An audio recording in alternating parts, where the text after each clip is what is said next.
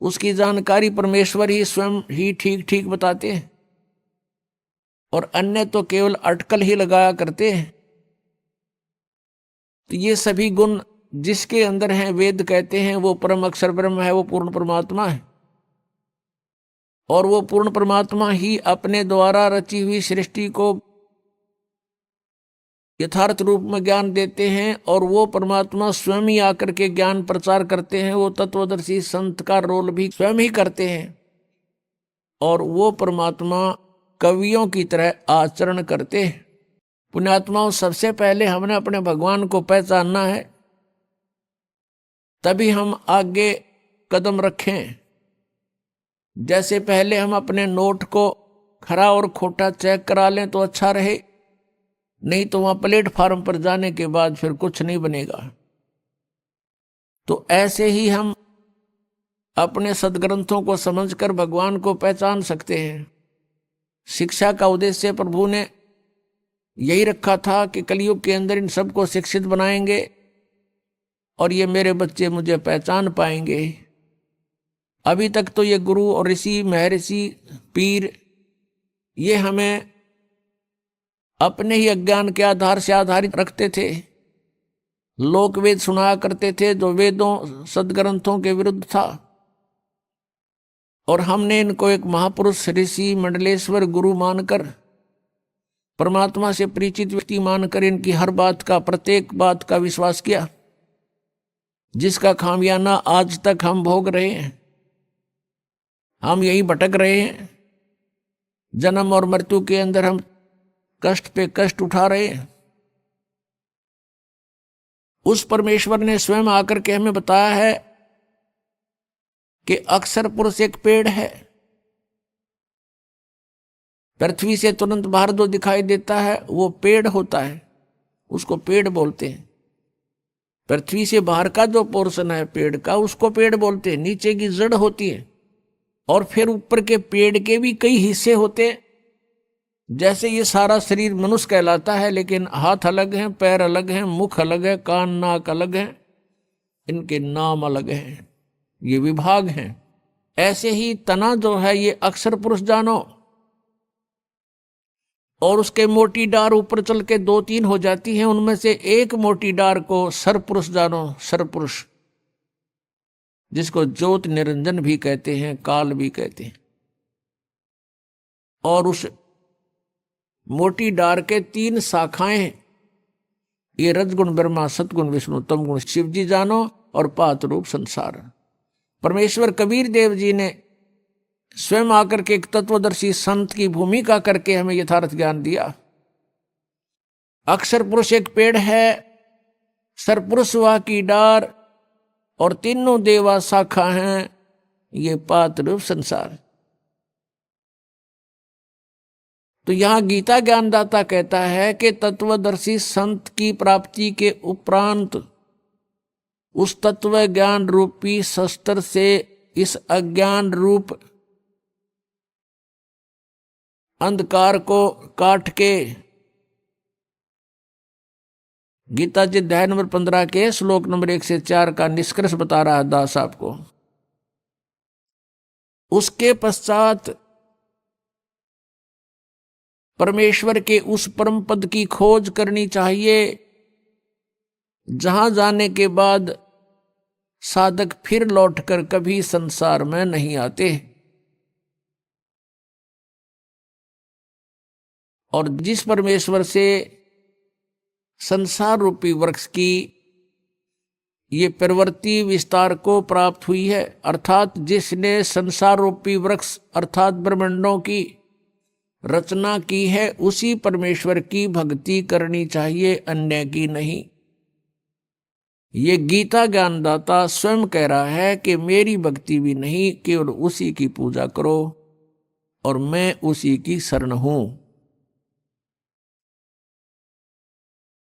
पुण्यात्मा, परमेश्वर ने आके हमें ज्ञान दिया है।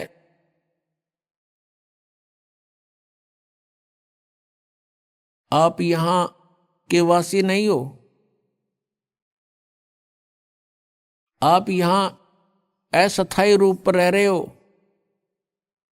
और जिस परिवार और जिस संपत्ति को आप अपना मानकर निश्चिंत हो चुके हो, ये आपकी महाभूल है।